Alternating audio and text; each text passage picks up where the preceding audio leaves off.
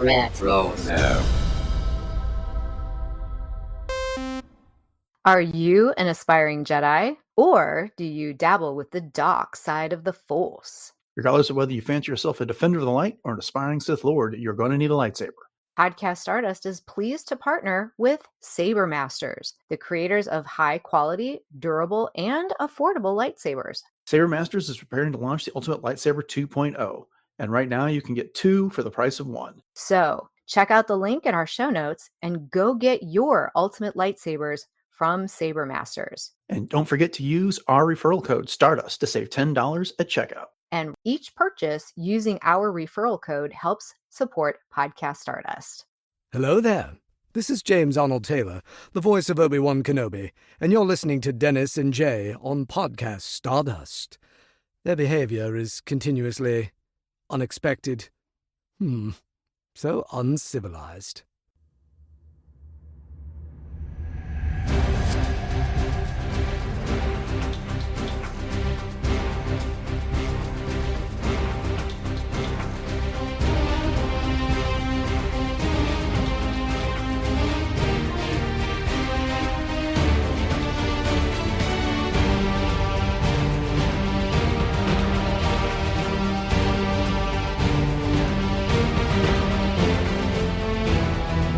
Welcome to Podcast Stardust. This is the fully armed and operational podcast dedicated to Star Wars news, reviews, and discussion. I'm Dennis Keithley. And I'm Jay Krebs. And it's here. We have the season finale of The Acolyte, which is aptly named The Acolyte, to discuss in this episode. But before we dive into that discussion, Jay, you want to remind everybody where we can be found on social media? Sure thing. We are on Facebook, Instagram, and X, conveniently at Podcast Stardust. All right. The dish is aligned. The signal is boosted to maximum output. The shield is down. We are now broadcasting to the galaxy. In a minute, we'll get into some full spoiler discussion of this episode, but we kind of like to, I don't know, we haven't done this for previous shows, but for this one, we've really been getting into our non-spoiler reactions first, and I think it's worked out well for us. Mm-hmm. So we'll do that here. Jay, non-spoiler reaction. What did you think about this one overall? Okay, so here we go. I have very extreme conflicting emotions about this series in general. On one hand, there were some really great pivotal moments in this that elicited a lot of emotion in me. Mm-hmm. And for that, I give kudos to the series, because if it's something that truly rouses my emotions, then obviously I care about it. But then there was also some other things that I was like, no, this is not, no, you can't do that kind of thing. Really? Okay. So yeah, I know we'll talk about it. And I've done a lot of thinking about this finale, and like I said, very conflicted. So, but again, I would definitely give kudos to the acting and to the choreography on the fights. Mm-hmm. Amazing. But yeah, there's just some other things that just don't sit well with me. So we will talk about those things, and I'm eager to hear your take on that as well. So what did you think? I really liked the finale. It answered a lot of questions, and then it asked a whole lot more that we don't have answers to. Mm-hmm. And so it very much sets up a second season. We'll see if we actually get it. That there's not been a renewal announced yet, and so we'll have to hold on and find out if there's going to be one. I hope so, because the questions that get asked in this episode, I want answers to. And fine, if they don't want to give them to us in another series, then at some point give us a comic or something. I want to read it, and I want to find out what's going on here. I've said it before, I'll say it again. I've enjoyed The Acolyte. It's not my favorite Star Wars show that's been on Disney Plus. I recently started to rewatch The Mandalorian. I finished season 1, and it just blows my mind, like how much I still get into that show and absorb the details and love all those characters. And I think that's to say that, by design, a lot of these characters aren't as lovable. And I think that's an issue for the show. And some of the ones that were popular got killed off midway through the season as well. And so no one comes out sparkling in this series, which I think might be an issue for it. But that being said, I liked a lot of the things they did. I liked some of the lore that they dived into. and I'll watch the series again. This is one that I'll definitely put on in the background when I'm doing other things and stop and watch certain scenes. There's a lot of thematic things that I thought that they did pretty well. So yeah, so that's my overall thoughts on that one. Anything else in non-spoiler you want to say before we dive into the details? No, I think that I would love to dive into the details because there's a lot of things I've been dying to ask you about and Mm-hmm. to talk about. So, but I think we're ready to go. Okay. Well then, yeah, here we go. So from this point forward, we're getting into the spoilerish details. So if you haven't seen it yet and you don't want to be spoiled, then hey, pause and come back later. We'll still be here. Okay. So this is interesting how they did. We get the characters in different places, and then they all end up in the same place, back on Brendock. And we've got Osha and Qimir back on the unknown planet, and we pick up where we left off with them, and she's wearing the cortosis helmet, and she starts to hyperventilate almost, and she pulls out some witch powers that from the coven that she came from, and we start to see Qimir develop that black eye syndrome, and we get shots of him from there in the cave, and then I guess inside his head as he's trying to prevent what's going on with Osha. And then he finally yanks the helmet off, and she reveals that she saw Mae, and she's confronting Soul, and she's going to kill him. Of course, this is what Qamir's been waiting for. The Acolyte kills a Jedi without a weapon. Mm-hmm. Okay, so we get all of that, and Qimir says, hey, it's the future you saw. So, hey, we're having visions. Darksiders get visions too. And Osha refuses to tell him where all this is happening unless he takes her with him. And then it'll be a race to find them once they get there, which we all know is Brendock. What do you think of Osha and the helmet and everything that happened in that moment? Well, with Osha, I mean, it's obvious that she didn't realize that she has the same kind of power that Mother Anastasia has, that it Mm-hmm. was something this was so severe and so extreme that it brought it out in her. Mm-hmm. And, as we will see later, there was a lot of other kinds of things that are brought out in Osha as well. But yeah, this was very intense. And, you almost feel that, yes, Qimir was in this situation and he was kind of fending for himself, but you almost feel like he had a bit of concern for Osha, which was I kind of interesting. wasn't sure if that was the case or if he wanted to know what she saw. Hmm. And I think that's what he wanted, because I almost get the feeling that for him, Osha and Mae are interchangeable. He just Hmm. wants one of them as a pupil when it Right. comes down to it. And so, he yanks off that helmet. I also think he was a bit of distress based on what Yes. Osha was doing. And see, I don't think Osha could have pulled that off without that helmet, because we know it's sensory deprivation when you wear Hmm. that thing, and Hmm. only what you take with you. Right. So anyway, so there's that. And we'll come back to these two, and at some point we'll quit jumping back and forth throughout the plot, and we'll just kind of focus on some of the bigger issues there. But I want to get things set up.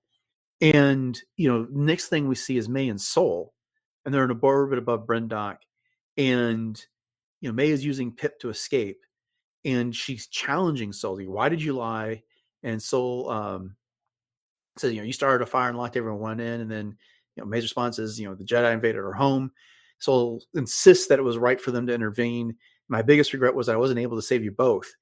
And then he lays all this out for us. And this is kind of some stuff here that has been supplemented by things I've seen Leslie Headland say in interviews recently, is that Mae and Osha aren't twins. They aren't even sisters. They are the same person. Now, we got that teased to us when we had the flashback episode last week with Torben saying, like, their symbiont is exactly the same. But Leslie Headland's online is on record saying they aren't the virgins in the Force, that they were created using it, but that'll be explained at some other time. And we don't get that explanation here in this Hmm. episode. What do you think about all that? Yeah, they were the result of the virgins, not the Mm-hmm. virgins itself. Mm-hmm. Yeah, this is what's a little confusing to me Mm-hmm. because I mean, we've seen, as they talked about with the symbiotes that were in their blood samples, that they were exactly the same. Mm-hmm. So, and we've seen from different aspects of cloning that there can be differences in M counts and Mhm. whatnot, even within clones. We saw that in the Bad Batch. So, yeah, so this definitely poses more questions than answers, that how could this be literally a carbon copy? And we know just from everything that Soul was talking about that Mother Anastasia and the Coven had the ability to create life. Mhm. And so, yeah, I just, yeah, See, I don't think they could have done it without the virgins. right. And And what is the Virgins? okay, so I was talking to Beth, my wife, about this, and she's convinced it's that Buntu tree that they're always going back to. Okay. And I Which think that's a could, pretty good guess. yeah. Uh, and okay, so a couple other things about this. The rhyme that Osha and Mae are always reciting to you is like, I can't remember exactly how it goes. Like, we are one, but born as two. I am me. I mean, I give you you, you give me me, or whatever the Mhm. whole thing it is. And then at the end of this episode, it's like, who taught us that? Like, where'd you learn that? Like, I don't know. I thought, and they just like they've always known it.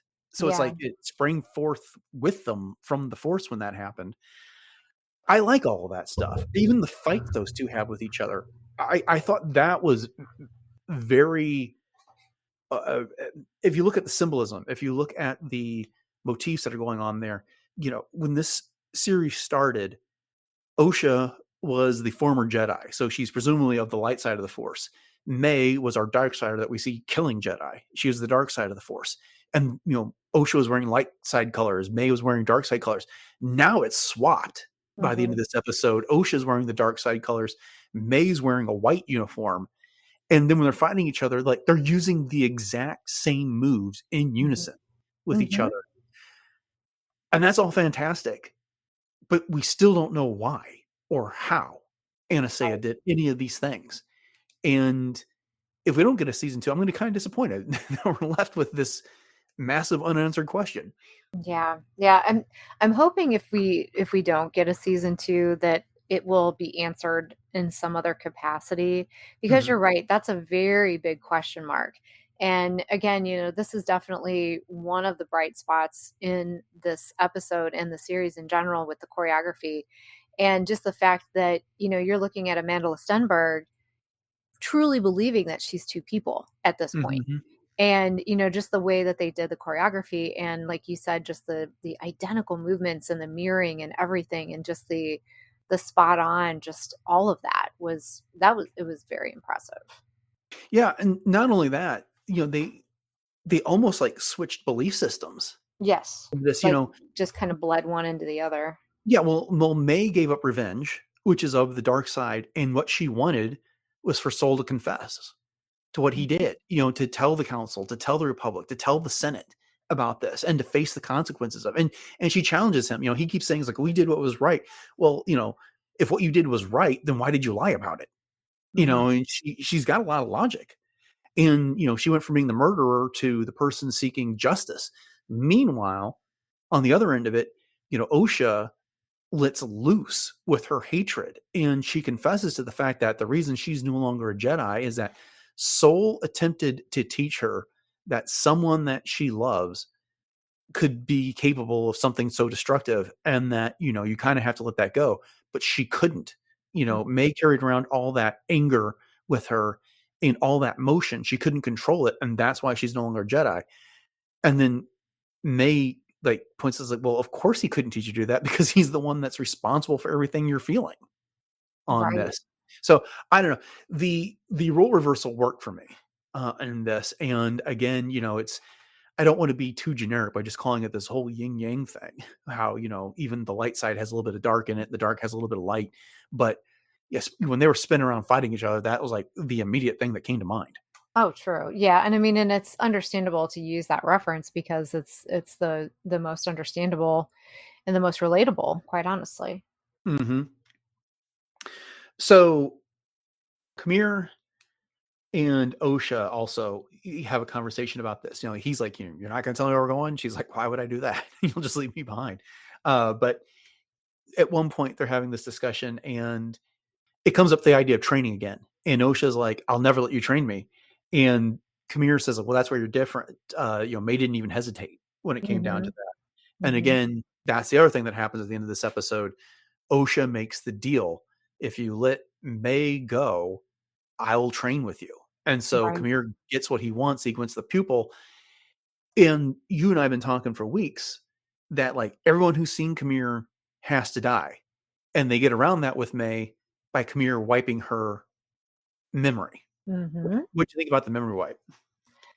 I'm not sure how I feel about that. I mean, have we ever seen this before? I don't recall anyone like truly wiping someone else's memory. We've done this with droids, but not with people. I couldn't think of any other instance there it happened. But the reason why it made me laugh when I was watching this episode is how many theories from the sequel trilogy revolved around like Rey having a memory wipe at some point. Mm. And that's why she wouldn't like remember that Leia and Han were her parents or, whatever that situation was. And of course, Mhm. that never came to be. That was like the most popular fan theory for so many things over the past 10 years. Memory wipe, Yeah. memory wipe, memory wipe. And it never happened. And then it gets pulled out here at the end of this Right. episode. Yeah, and that's why I'm not quite sure I this sits well with me because it just Mhm. seems way too convenient. You know what I mean? Mhm. Like, oh, let's just invent a new force power and we'll just wipe her memory and that will very conveniently eliminate her from the people that have seen Qimir. Right. But that was memory wipes were something that happened in Legends multiple times. And I True. don't know that it was ever a force power, but I remember the Boba Fett series had someone getting a memory wipe that, Mhm. was a big mystery for a while going there. And Mhm. so, I'm just glad that they didn't pull out the old Men in Black, like, look at the flashy thing. yeah, exactly. Yeah. But again, that's something that will need to be in a season two because Vernestra is making this deal with May at the end. It's like, I had Mhm. and we'll get into this in just a second. It's like I have a former pupil that turned to evil and I need you to help me find him when it Mhm. comes down to it. And I don't know how May's going to do that since the last memory she has is when she was 8 years old. That seemed to be a bit much. I think I don't know how else Qimir could have done it because he says, I'm going to attempt to wipe her mind and she won't remember you and she won't remember me. And May doesn't remember Osha at the end of this, doesn't remember that she's killed anybody. But I don't know that the breaking point really was when May was 8 years old because she, of course, knew Osha was her sister before that. Right, it just eliminated everything and anything that had anything to do with Osha and put Mhm, her right back into a very vulnerable, very, very immature, innocent state of mind. mhm, mhm. Okay. Well, unless you have any thoughts on Osha and May, and we can come back to them in a bit. I want to turn to Soul, but before I do, I just Okay. want to give you an opportunity to. No, I want to talk about Soul, so this is good. Okay. Okay. So, they get back to Brendock, and quick aside, I love the choice through the rings of the planet, the asteroid field, when they were on the way down there, the one that May and Soul had. And he's looking for May before he realizes Osha has shown up. And there's some confrontations, and then it comes up more with Qimir, and then ultimately at the end when Osha confronts him. But, you know, Vernestra describes him as brilliant, compassionate, and kind. But he's very, very flawed in all of this. He clearly had an attachment that prevented him from doing all the right things here, and he was doing what is right. I mean, what do you make of all that?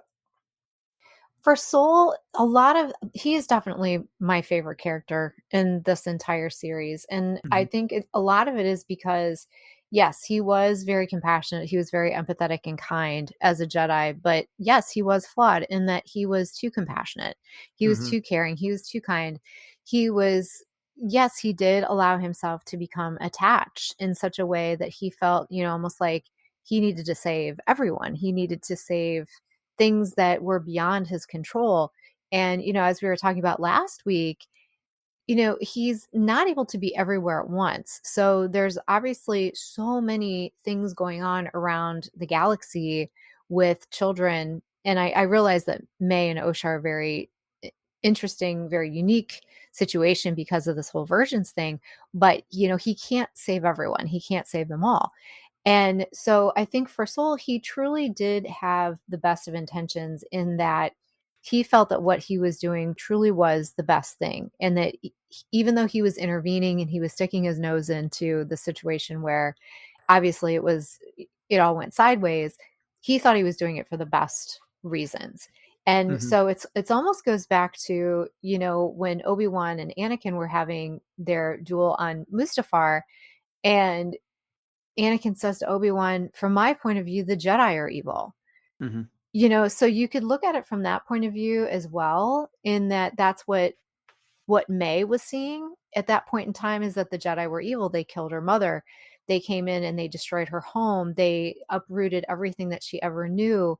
And so, yes, the Jedi are evil in that way.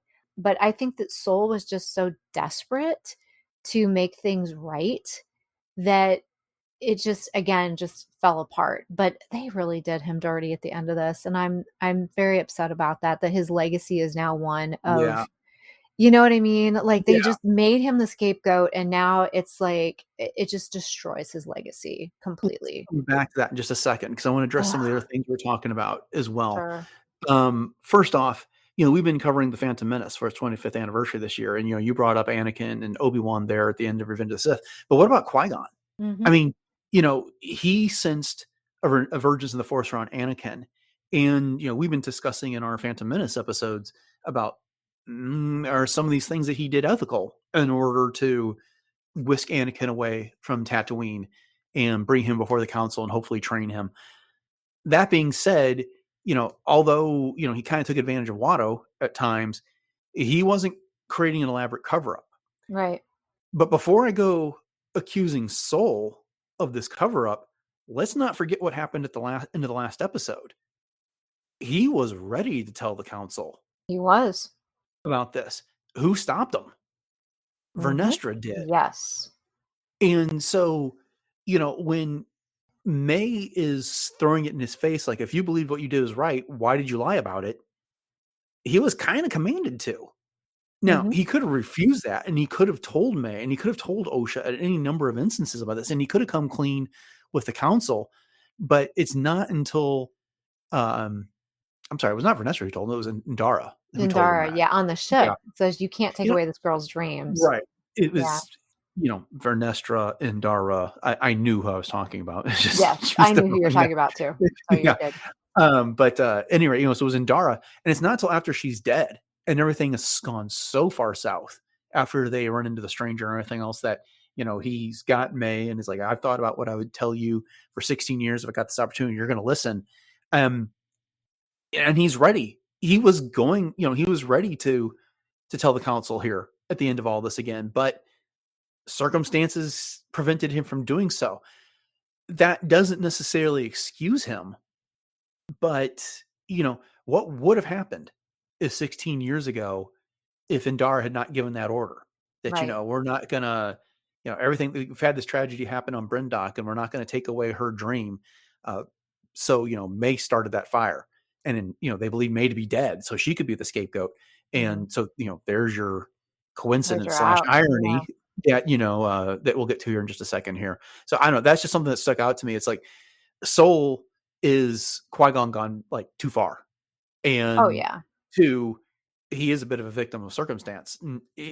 I use that term victim lightly because I don't want to use it too lightly because I mean he could have said no. He could have told Osha and gone back and looked for May or something at some point if he wanted to.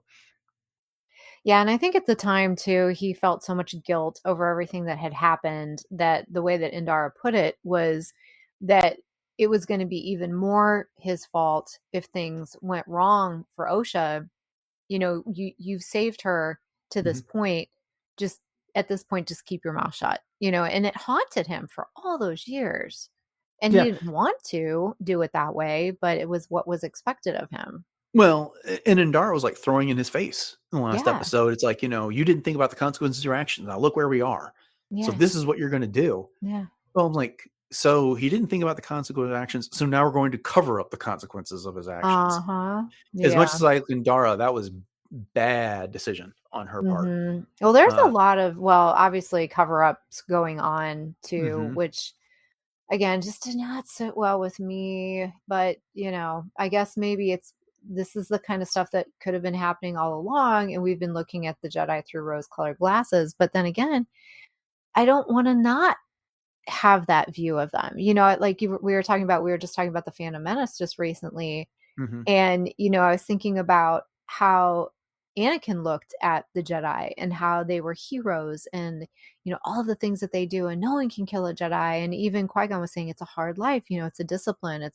It's something that is honorable. And after this series, the Jedi are not exactly very honorable, at least not all of them. No, I agree. I agree. And that's one of the things that hmm, I almost wish they wouldn't tag the show as the High Republic, because they keep telling us that the High Republic was the golden age of the Jedi, Right. and there's been instances where it hasn't been, and in those books and the comics, but I still love them just the same. Oh, But it's a whole yeah. lot more noble in those stories. And in Right. this case, it is some Jedi making some very, very bad decisions here, and it forecasts what ultimately happens during the prequels. When Anastasia, in the last episodes, says one day your noble intentions are going to kill every Jedi in the galaxy. I mean, as we talked about last week, the road to hell is paved with good intentions, and there we Right. are. And Yeah, and so, even Rayencourt says that too. Someone's gonna. It's only a matter of time till one of you snaps. So that's mhm, definitely, more foreshadowing. Yeah. foreshadowing as well. But kind of to your point, and I don't want to veer too much off of our discussion of the episode as a whole, but just the greater implications of all of this. Again, being tagged as a High Republic show, I'm I'm very torn about the way that the High Republic is being portrayed Hmm. because of the show. And for the people that have not had the privilege of experiencing all of the books and all of the comics and everything that we've been able to see up to this point as the golden age of the Jedi. Because you're right, I mean, not everything is all completely gold and gilded, and there were some flaws and there were some things that were going on, but I mean, this really paints the Jedi in a not so nice light. And Hmm. I'm very torn about that, and I don't appreciate that about the series. Yeah, Rant it would over. really well. It would be really nice to get a series where the Jedi were the knights in shining armor. Yes, Because yes. we get a lot of good examples of what Jedi can be in the original trilogy, and then we see how their hubris, leads to their downfall in the prequel trilogy, and then Luke is talking about you know the flaws in the Jedi that led to the First Order in the sequel trilogy. The Clone Wars fills in some gaps about it gives us plenty of good examples of the Jedi doing great things, but also shows their blind spots and how that led to their downfall and some questionable decisions, how they got caught up in a war. That's highlighted when we see Ahsoka on trial. And Sure. so it would be nice to have some examples of Jedi being what their legend was before we got all this other material after the original trilogy. So, Exactly, exactly. Because I just remember us having that conversation about, mhm, you specifically had talked about how the Jedi are supposed to be knights, and they're supposed to uphold this higher purpose kind of mhm, thing. And this is just really tarnishing that in a lot of ways, especially Vernestra, mhm, which again, I know I'm kind of veering off of what we were talking about here, but I really like her in the High Republic, and I know that there's been a lot of time between mhm. where we've seen her as a young adult, adolescent kind of a thing, maybe very idealistic and whatnot, to where we are now. But this is a very different Vernestra, and I see them as two completely different people, and I'm having a really hard time with that. Yeah, sure. I mean, and that's fine. You're not the first person I've heard say that. It's been 100 years since the books. Look what happened to Luke in 25 in the Sure. movies. Hmm. And look at Han Solo, how he went through different phases of his life and his perspective changed, Hmm. and between Solo and then A New Hope and then later in The Force Awakens and things like that. People change over time. And okay, well, let's just get right to this.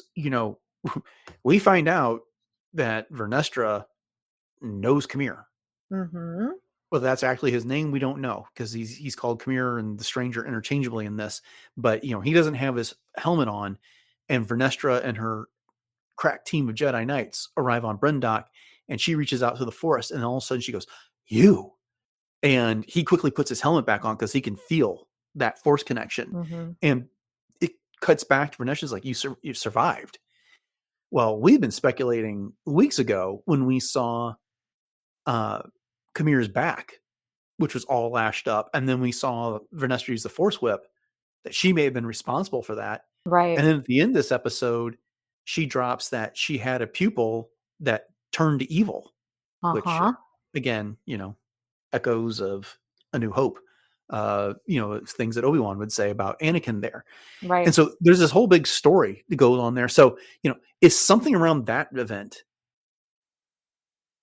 Mm-hmm. something that jades Vernestra and leads Mm-hmm. her to being the person that she is now? And when do we get Right. that story? Yeah. Yeah. So many questions, for Mm-hmm. sure. Mm-hmm.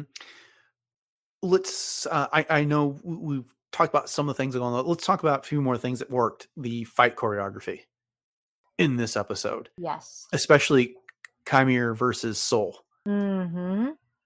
That was first rate, just epic all the way.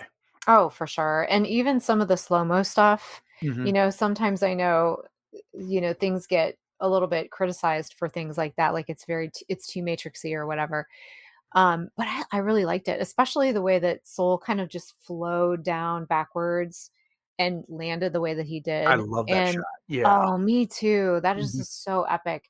And those are the kinds of things that, yes, definitely worked. And I know that Manny Jacinto and oh gosh, Lee Jung. oh yes, Lee Jung Jae. I always want to Mm-hmm. say Jae Young Lee, and Mm-hmm. I get it backwards. But the two of them trained forever. They all did, and they all took it very, very seriously. And it shows. I mean, just the abilities that they brought to the table were just top notch for sure. And then that move Soul did when he sliced the top off of the stranger's lightsaber, Yes. because that was such a great thing. It showed his cleverness because they had Uh-huh. their sabers all locked up, but Chimir's was closer to Soul's head and Soul's was closer to Chimir's head. And then Qimir was just going to pull the saber in and let the cortosis diffuse it. Soul saw what was coming, deactivated the lightsaber, spun away from him, activated again, and then took that swing that took the top off of the stranger's lightsaber. Right. Such a cool move. A lot of samurai and martial arts influence, judo, kung fu in this scene, and it worked so well. Oh Oh, yeah. yeah. And then when the stranger threw both his lightsaber and the light dagger, Oh, that was so cool. and then he started to pull it back from the force, but then Soul did that little force move Mm-hmm. to deflect all of that. Mm-hmm. That was some creative use of the force. I I really agree. loved what they did with that, that choreography and those tactics in this episode. I agree. And I still love the stranger slash Qamir's lightsaber, the way that it screwed and unscrewed into the Mm-hmm. two pieces instead of, just kind of like breaking apart. It Mm-hmm. was just, oh man, that was so cool. Oh, definitely, Probably one of the definitely. better lightsaber designs, honestly. Yeah. But speaking of lightsabers, okay, Mm-hmm. skipping around here, I have to ask you about the bleeding of the kyber crystal. Yeah. I'm not so sure that I'm on board with how it happened so quickly, because if that was the case and Osha was able to bleed that crystal just by feeling the dark side within her, Anakin's lightsaber should have turned red the moment that he pledged himself as Sidious's apprentice. Okay, that's a fair criticism. They're not necessarily consistent with how they've shown the bleeding of lightsabers across all of Star Wars. I took it to be, in this instance, Osha was pouring her hate and her anger into Soul, and that was his kyber crystal, and that's why it bled the way it did right then, as opposed to Anakin was directing his hate at Obi-Wan, another Jedi, Okay, if that makes sense. that Uh, does. Mhm. and I think back to Jedi Survivor, I can't think of the name of the Jedi that was from the High Republic that fell to the dark side. And, he was in stasis for all that time, and then Cal Kestis frees him. Oh, But yeah, I'll but think of he it. pulls his lightsaber out, takes the crystal out, and bleeds it there on the spot. It didn't just happen automatically. Mhm. Um, Similarly, and you and I are going to have to read these issues. I don't think we have in the past, but the beginning of Charles Soule's run on Darth Vader, when Sidious sends him out to get his lightsaber, some great echoes here. It's basically, okay, I'm going to get back to that parallel in a second, but he has to find a Jedi and take the Jedi's lightsaber from him and then bleed the crystal. But that crystal put up more of a fight. It gave Anakin visions, and he in one of the visions he went and surrendered to Obi-Wan and basically asked Obi-Wan to kill him. But then he realized it was this crystal fighting back. That took more effort for Mhm. Anakin there. But I think in this case, I'm good with it because there's a connection between Osha and Soul, and Osha was directing her anger at Soul, and that was his kyber crystal. And we all know Mhm. that the Jedi have a connection with their kyber crystals. And for me, that worked. That hate came through, went through her to him, and bled the crystal there. So that's how she got her Sith blade. Okay. Okay, I can be on board with that. And I will say that I loved when she turned it on that it Mhm. went from blue to red. That was a really cool touch. Like the blade itself, like Yes, I like that too. mhm, This is that was in fact my favorite way I've ever seen a lightsaber crystal get bled. mhm. I thought that was really cool. Okay, so the connection I wanted to talk about with the Darth Vader comic, not to spoil it because I'm going to insist that you read these comics and review them on the show, but Sidious sends out Darth Vader and says, "You have to go get a lightsaber," and they aren't given to you, and you have to track down a Jedi and take their crystal from them. And I was like, if I had been thinking about that, that adds like context to this, because the whole point is Qimir was saying is like the Acolyte kills a Jedi without a weapon. Mhm. And that's exactly what Vader kind of had to do when he fought Master and Fala. Now he did use weapons, but he didn't use a lightsaber. He had to go Mhm. get that lightsaber. So some really great connective tissue between those stories for me. Oh, well, great. That's awesome. Yeah. All right. We have one heck of a cameo early in this episode as Qimir and Osha are leaving the unknown planet, and a dark figure peers out from the cave. That's Yeah. Plagueis. Oh yeah. Oh yeah. That's been Yeah. all over the place that everybody's been saying that that's who Well, that and is. Headland confirmed it, as a matter of Oh, fact, in okay. an interview with Collider. Okay. But I did not expect to see him at all in this series or this episode. What'd you think? Well, he looked very cool, number one. Mm-hmm. Um, so of course, all kinds of questions here now. So if he's peering around this little corner of this cave, he's got to be thinking, what is going on? Because if and this is really making me wonder where Qimir fits with the lineage of the whole rule of two thing as Mm-hmm. well. And so, I mean, obviously, munes have, once again, very long lifespans, as we Mm-hmm. know. And he could have had more than one apprentice because, I mean, you look at Darth Bane and he went through a couple of different prospects, if you will, before Mm-hmm. he landed on Xana. So, I mean, maybe Qimir is in that sort of realm, and he had a couple of different apprentices before Sidious, obviously. But yeah, very interesting. I'm wondering what's going through his mind, like what's going on here? Like what's Qimir doing? If that's his name, of course. Mm-hmm. Who is this girl and what is he doing with her? Well, I was also thinking of Bane at this, in the final Darth Bane book, Zana and Bane have been at each other's throats, and Bane had Mhm. been disappointed that Zana hadn't challenged him for mastery of the Sith, and then Mhm. they both go out and start looking for potential apprentices because they have Yes. to be two of them, and the idea is that those two are going to fight, and then whoever's left is going to take on this new apprentice. Mhm. And of course, it's Darth Cognos that ends up being Zana's apprentice there. Right. And so I can't help but wonder if that's where we are with if in fact it is a situation where Plagueis is the master of the stranger, it is that the stranger wants a pupil so that he can train her enough that he can challenge Plagueis, and then winner takes all, Mhm. goes on. And, it's either, Plagueis wins and then Osha's the new apprentice, or Qimir wins, he's the new master, and Osha's the new apprentice.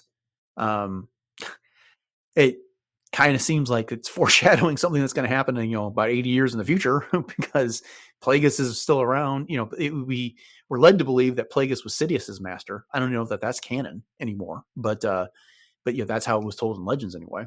Right, right, exactly. And do you really feel that Osha understands fully what she's getting herself into? No, I don't know that she does. I think it kind of feels right to her because she's not been capable of controlling her emotions, and that's what got her expelled from the Jedi in the first place, or she failed Mhm. as a Jedi on this like the other. But Qimir is telling her to embrace all of this, and of course she does. And she gets, I hesitate to use the word, some catharsis from killing Soul, but this event that has traumatized her and haunted her for so long gets some sort of resolution at this point.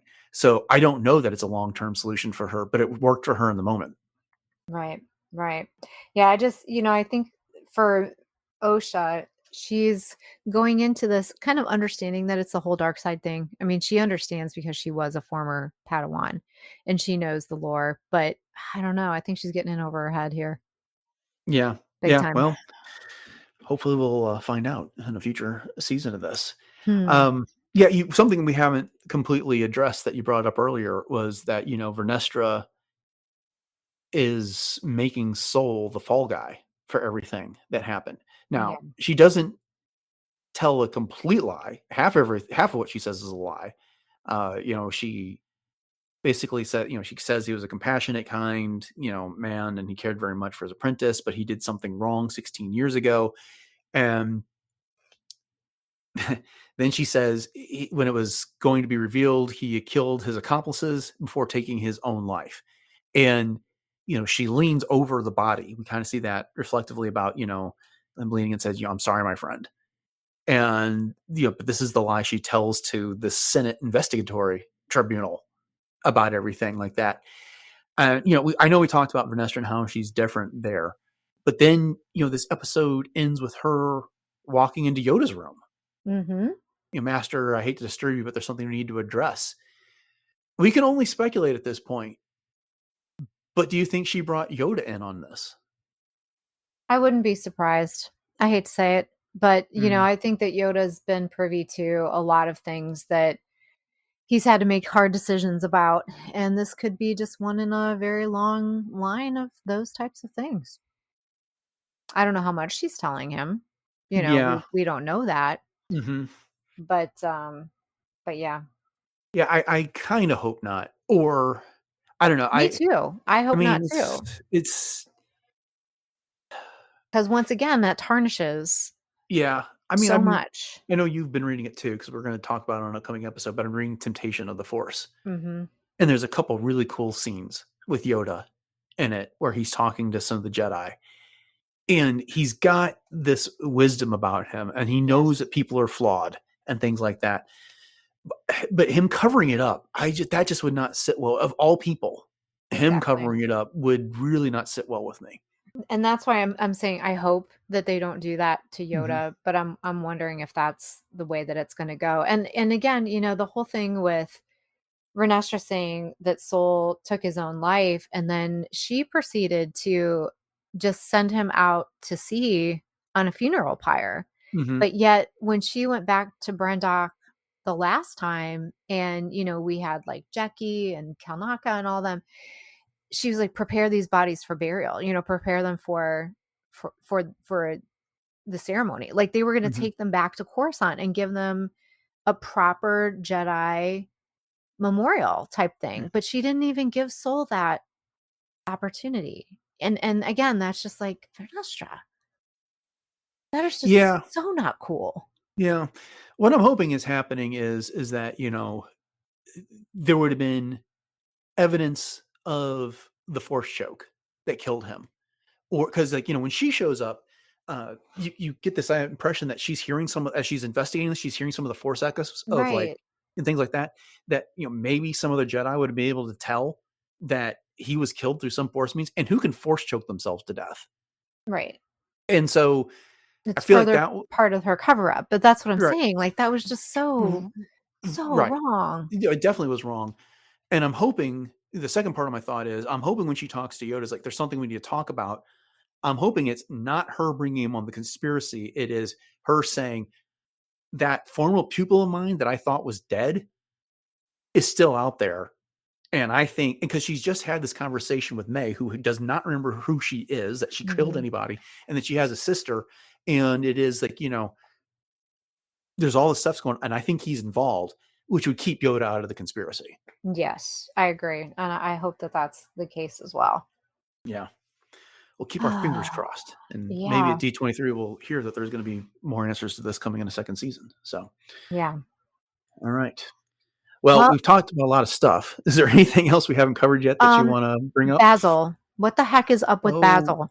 yeah. Why did he disengage or, mess with the targeting computer and now he's still out there? Like what is up with this little rat? So I was wondering the same thing. And yeah, I wrote that in the notes. Like, why do you do that? And okay, first off, what was Soul going to do? Was he going to shoot her down? Was he going to use a tractor beam, or what was the case? I was thinking tractor beam, quite honestly. I He hope was just so. trying to get because I really honestly don't think he would have shot her down after all of that. Yeah.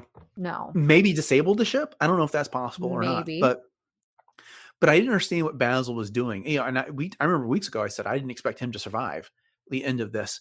But was it that he thought Soul was being reckless and that ship was not going to survive him plowing through asteroids? And so that's why he did it, to get Soul to do something different. Maybe. I don't have any way of coming up with a definitive answer to that, but without some sort of an explanation from anybody, because Mog later seemed to be able to communicate with Basil Yeah. about this, that that it seems weird, and he's a loose end for this whole thing. So doesn't I was a little surprised that wasn't wrapped up. I did not expect him to survive at all, because he's seen the stranger. He knows what the stranger smells like, Mhm. and he's aware of things that have happened between Osha and Mae, and yet he's just floating out there. So I don't know. That just seems like one heck of a loose end, which I assume is what you were about to say as well. Yeah. Now, does Qimir know that Basil saw him? Remind me. I can't remember I if there was like don't a direct connection. I don't know or not, because Basil was always just kind of like sneaking around. Mhm. And he'd be there one moment, then he'd be gone the next. Mhm. So I don't Mhm. remember, but I think Basil saw Qimir before he was revealed to be the stranger. But did So Qimir was he aware of Basil? That's what I I needed think was wondering. I think Qimir saw him. Okay. That's what I meant to say at that point. But I don't know. I Okay. don't know that Chimir's scent would have changed any. That Basil would No, still be able to I wouldn't think identify so him. But unless he had his, sensory deprivation helmet on.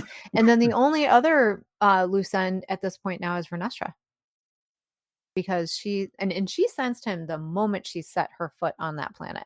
yeah, she The reached out to the moment. Force. Yeah, Yeah, because she she did yep. and then she's like, "You," and so Uh-huh. yeah. So I'll be interested to see what that's all about. Yes, for sure. Okay.